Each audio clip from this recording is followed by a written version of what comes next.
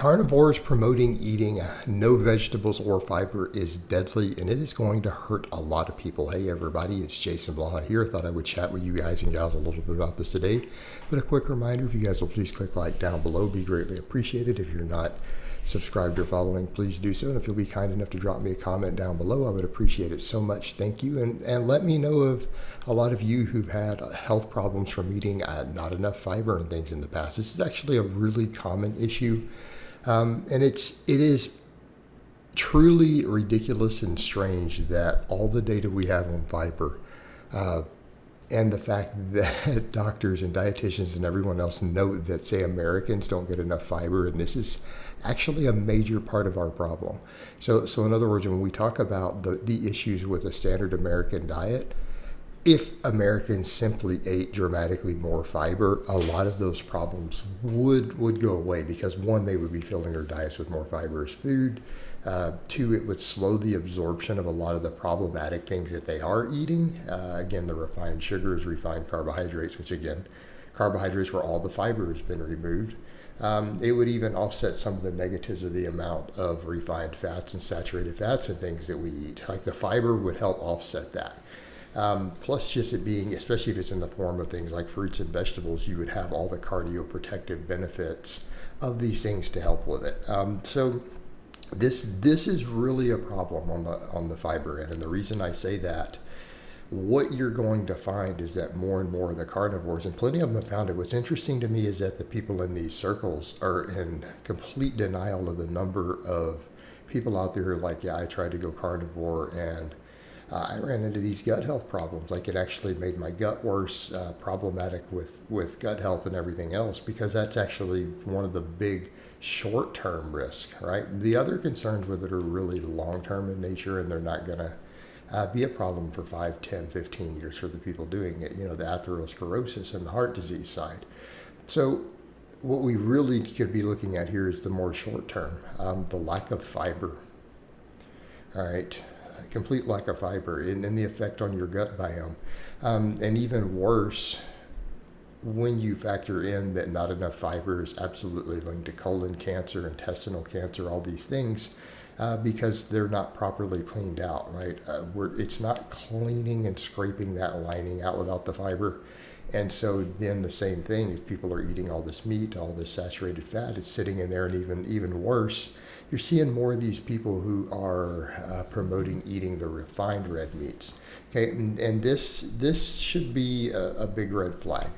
All right, the WHO and some of these other organizations have made a massive mistake, and they've been called on this, and when they talk about red meat causing cancers, of lumping all red meat and processed red meats together. Okay, and yeah, when it's all looked as a total, there's a big link to cancer there.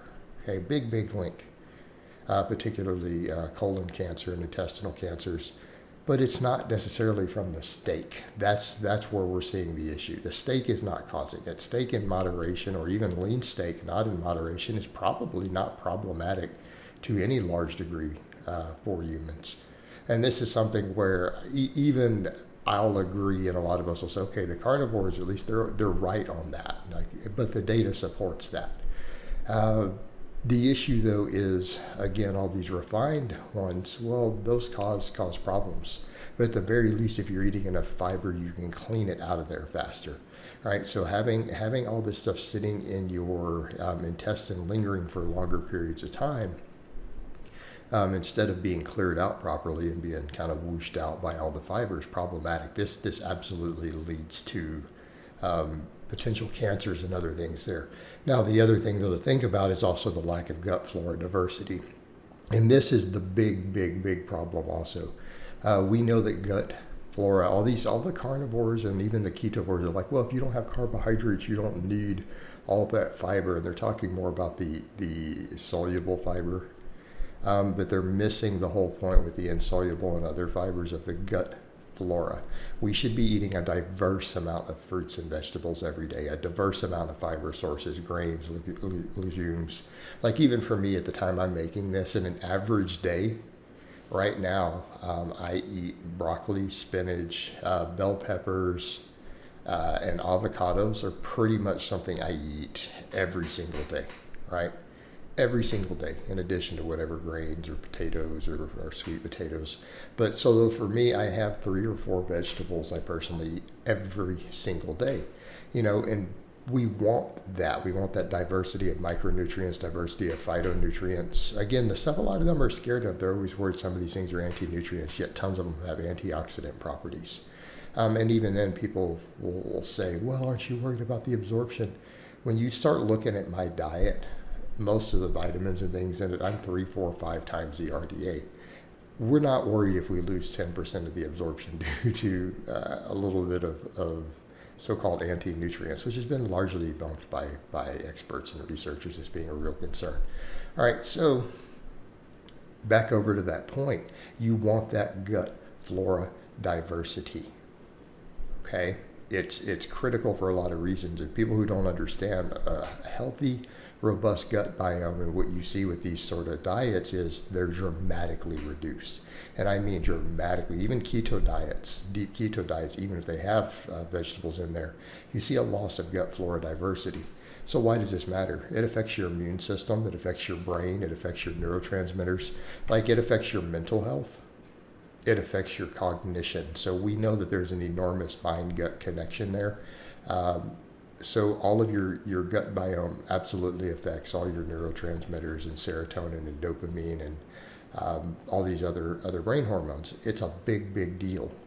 It's also the foundation of your immune system. So it affects your immune system, affects your ability to recover from exercises, stave off colds. So losing this gut flora diversity is absolutely a problem.